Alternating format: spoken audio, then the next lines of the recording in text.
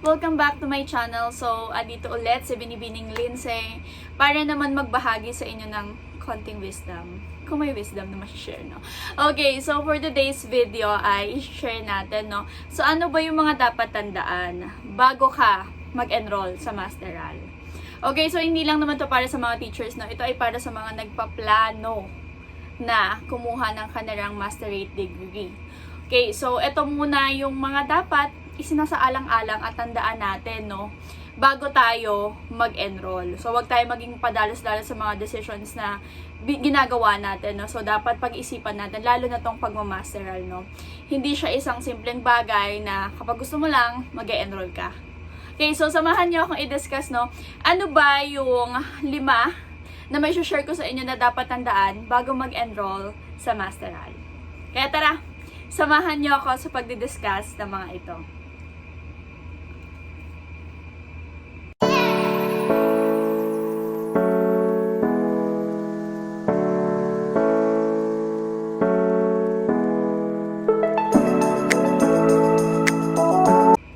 Okay, so pag-usapan na natin. So, yung number 1. Yan, so number 1 muna tayo.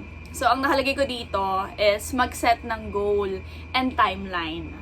Okay, so bago ka mag-enroll sa Masteral, dapat na-set mo na yung goal mo. We all know na may kanya-kanya naman tayong goal kung ba tayo nag-aaral, no?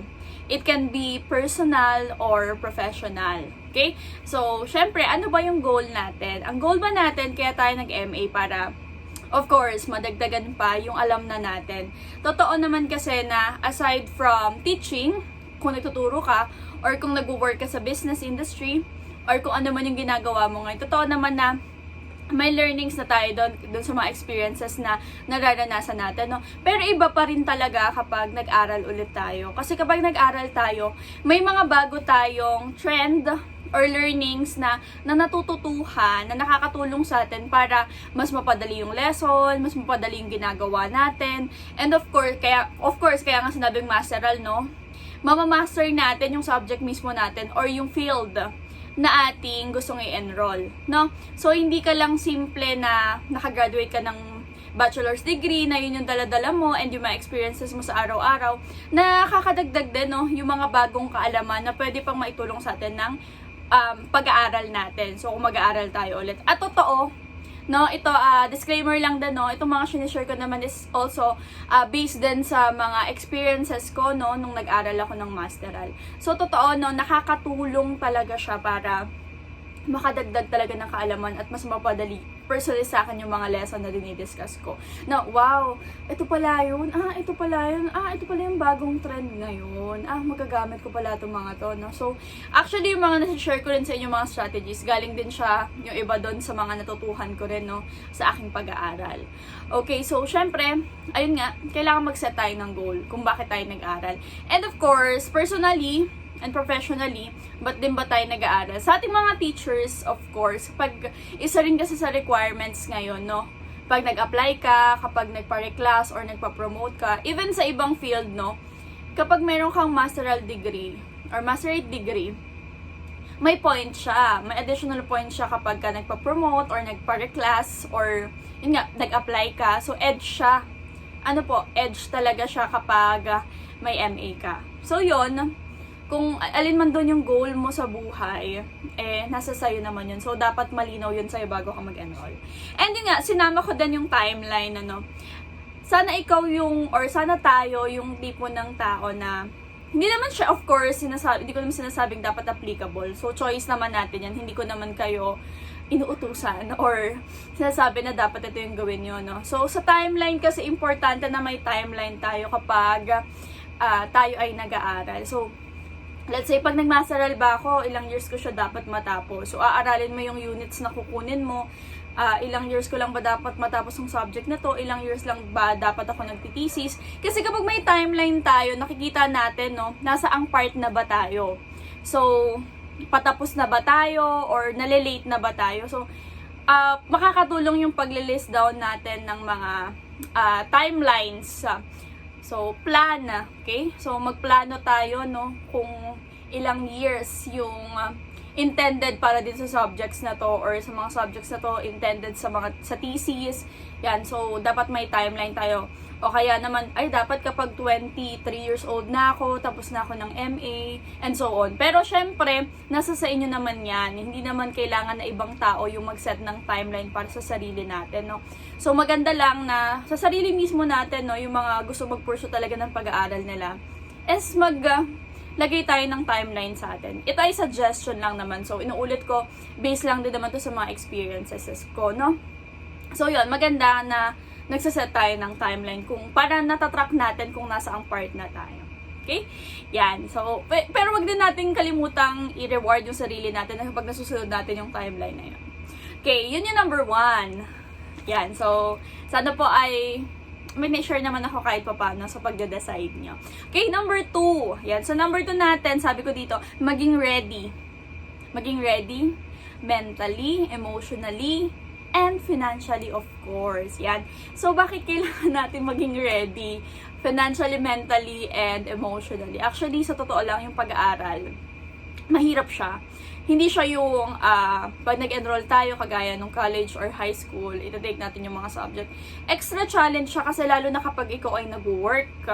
Aside from pag-aaral, ay nag-work ka pa. Especially kung ang work mo is talagang full-time ka na Monday to Saturday or even Sunday meron ka ring work. Or yun nga, medyo mabigat siya kapag ka nag-MA tayo. So, dapat ready tayo mentally, emotionally, and physically, no? So, kaya ba natin na pagsabayin yung pagtatrabaho at pag-aaral? So, ba't ko sinasabing pagsasabayin? Kasi may times talaga na, for example, yung prof mo, nagbibigay talaga ng mga activities or ng mga paperworks or yan nga, na mga pagsusuri or etc. na ipinapagawa, mga papers, nasasabay talaga siya habang nag-work ka. So, dapat ready tayo, no, na hindi tayo masyadong, sabihin na natin, nakaka-stress naman, sunod-sunod naman yung mga dapat gawin, yan, and so on. So, yun, dapat ready tayo kasi hindi natin talaga masasabi kung kailan magbibigay ng task yung mga professors natin. So, yun nga, sabi ko nga, dapat ready tayo mentally and physically dun sa hirap. And, yun nga, sa stress din, emotionally and mentally, dapat kaya natin i-handle, no?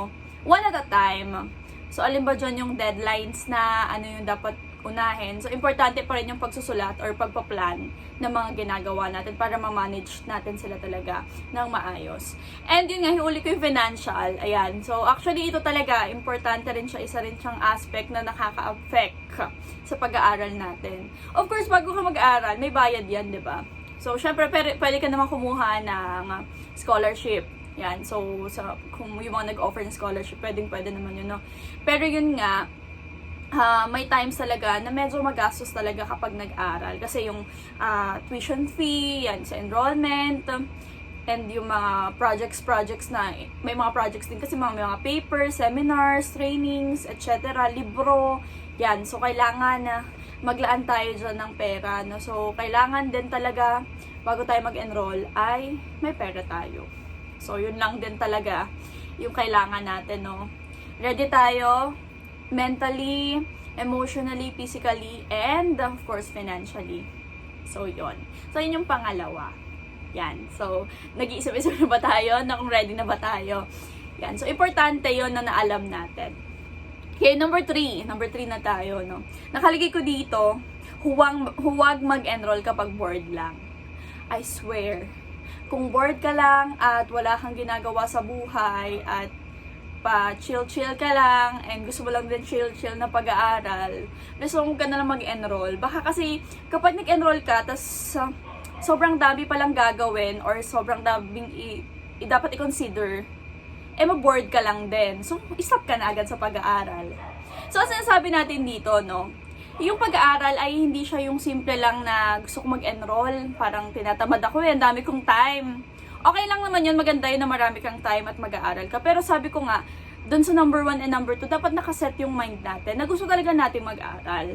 Ano? Gusto talaga natin mag-aaral at ready talaga tayo. Kasi mahirap yung bored ka lang, kaya ka nag-enroll. Kasi ang tendency niyan, madali kang ma-distract na kapag feeling mo ang daming pinapagawa ng prof sa'yo, nahihirapan ka na agad, na-overwhelm ka na. So kapag ganon, dahil bored ka lang, kaya ka nag-enroll, most of the time talagang i-stop ka rin agad. Kaya dapat ready ka nga, sabi ko nga, dun sa number 1 and number 2. So, kaya pinapaalala ko lang na huwag kayo mag-enroll kung bored lang. Yan, itulog nyo na lang muna or pag-isipan ng maraming beses kung gusto nyo talaga mag-enroll. Okay, number 4, maging seryoso at of course, habang seryoso ka, mag-enjoy ka rin sa pag-aaral. Ewan ko, hindi naman lahat siguro ganun, no? Pero ako kasi, personally, ako yung tipo ng estudyante rin na pag nag-aral ako, siniseryoso ko talaga. Hindi ako nakipaglaban, ha? Or dapat magaling ka sa loob ng classroom. Pero, kapag ka may pasok ng Saturday, yung Saturday na yun ay intended para dun sa araw kung dapat nag-aaral ka or yun nga, dapat mag-focus ka. Dapat seryoso ka dun sa ginagawa mo. Kasi, sabi ko nga, kung una pa lang hindi ka na seryoso sa ginagawa mo, hindi siya magtatagumpay, hindi buo yung momentum mo na gawin yung isang bagay. So, dapat seryoso ka. Hindi ikaw dapat yung tipo ng estudyante na kapag wala yung prof, or gustong-gusto mo na wala yung prof, para wala kayong klase, ganon. So, sayang naman kasi, no, kung magkakaiba naman tayo ng mindset, sayang naman yung in-enroll mo o yung binayad mong tuition fee kung hindi mo rin naman magagamit or masusulit, no? So, seryosohin natin, no? Hindi naman natin kailangan makipagmagalingan para sa sarili natin, hindi para sa ibang tao. Kasi iba yung feeling kapag siniseryoso rin natin yung mga ginagawa natin, especially nga yung pag-aaral, no? So, may balik din siya nga, sabihin na natin, hindi lang gusto mo makakuha ng mataas na grade. Iba lang yung feeling, parang feeling fulfilled ka talaga pag natapos mo yung SEM or yung ginagawa mo kapag seryoso ka. At the same time, syempre mag-enjoy ka rin. Yung pag-aaral talagang ano lang yan, hindi yan yung parang i-stressin ka habang buhay. Nakakatulong din siya para ma-relax tayo kahit papano or makalabas tayo dun sa pagtuturo lang or work lang. Yan. So, kaya tayo nag-aaral din kasi masishare din yung experiences ng ibang mga classmates natin. May natututunan din tayo sa kanila. May bond din na nabubuo kapag nag-aaral tayo at nakikisalamuha tayo sa iba, no? So, maganda rin, no? Seryoso mong ginagawa yung mga dapat gawin at the same time nag-enjoy ka sa ginagawa mo kasi gusto mo yung ginagawa mo. So, yon, ganun dapat yung mindset natin para sa akin. Para sa inyo, kayo naman yan, no? Share ko lang din naman yun. Okay, number 5, work smart and wag pa rin kakalimutan yung health. Totoo yun, no? Kasi sabi ko nga sa inyo, kapag nagsabay na yung trabaho at yung pag-aaral, parang sobrang nakakapagod. As in, lalo na kung ikaw ay hindi ka pinalaking Disney princess na ang gagawin mo lang ay mag-aral lang talaga, no? Ako kasi personally, marami akong work, tapos nag-aaral, ganon. So, medyo nakakapagod, nakaka-drain, nakaka-stress, hindi mo na alam kung ano yung dapat mong unahin. Pero wag mo ring sasagarin yung sarili mo, no? Kung hindi rin talaga kaya, kung ano lang din talaga yung limit ng katawan mo, importante na magpahinga ka. Kasi importante yung pahinga. So, yun laging tatandaan natin, wow, coming from me. Okay, so yun nga, ako naman talagang, nagpapahinga naman ako. Ibig ko lang sabihin, wag to the point na yung health mo ay magsasuffer, no? Work smart. Ibig sabihin, kung binigay naman yan na maaga at wala ka namang ibang gagawin or kaya mo naman siyang gawin na tapusin, edi gawin mo na agad. Para sa mga susunod na araw, rest ka na lang, di ba? Hindi mo na siya iniisip.